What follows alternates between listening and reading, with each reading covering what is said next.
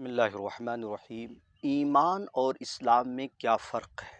تو جواباً عرض ہے کہ ایمان کا تعلق باطن سے ہے اور اسلام کا تعلق ظاہر سے ہے۔ حقیقت میں کوئی فرق نہیں ہے، محض اعتباری فرق ہے۔